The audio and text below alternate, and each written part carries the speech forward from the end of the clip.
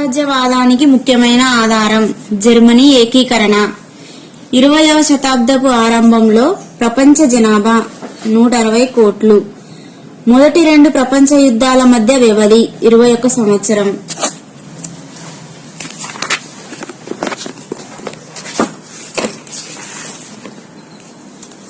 ఇరవైవ శతాబ్దాన్ని తీవ్ర సంచలనాల యుగంగా పేర్కొన్నవాడు ఎరిక్ హబ్స్బామ్.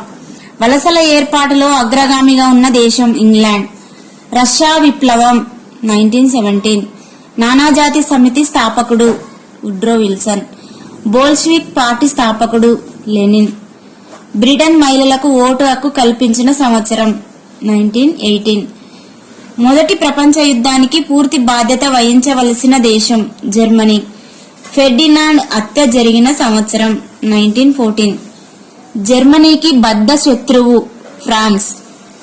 మొదటి 2వ ప్రపంచ యుద్ధాలలో అధిక శాతం చనిపోయిన వారు 40 సంవత్సరాల లోపు పురుషులు. జాతీయవాదం అనే భావజాలం ఒక మంచి ప్రేరణ. ఇటలీ జర్మనీలలోని విధ్వంసకర రూపంలోని దురహంకారపూరిత జాతీయత వాదాలు ఫాసిజం, నాజీయిజం. ఈ సంవత్సరంలో ఫ్రాన్స్ ని ఓడించిన తర్వాత జర్మనీ ఛాన్సలర్ గా బిస్మార్క్ పదవిని చేపట్టాడు. 1870. భవిష్యత్తులో యుద్ధాలను నివారించుట కొరకు నానాజాతి సమితిని ఏర్పాటు చేసిన ఒప్పందం Versailles. Russia union of Soviet socialist republic గా మారిన సంవత్సరం 1924. మొదటి ప్రపంచ యుద్ధం ముగిసిన సంవత్సరం 1918. నానాజాతి సమితి రూపశిల్పి వుడ్రో విల్సన్. 2వ ప్రపంచ యుద్ధం ప్రారంభమైన సంవత్సరం 1939. ఫాసిస్టు పార్టీని స్థాపించిన వాడు ముస్సోలిని.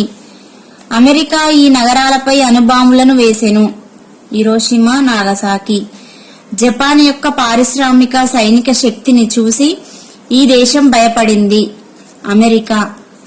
జపాన్ దీనిపై దాడి చేసి 2వ ప్రపంచ యుద్ధంలోనికి ప్రవేశించింది. Pearl harbour.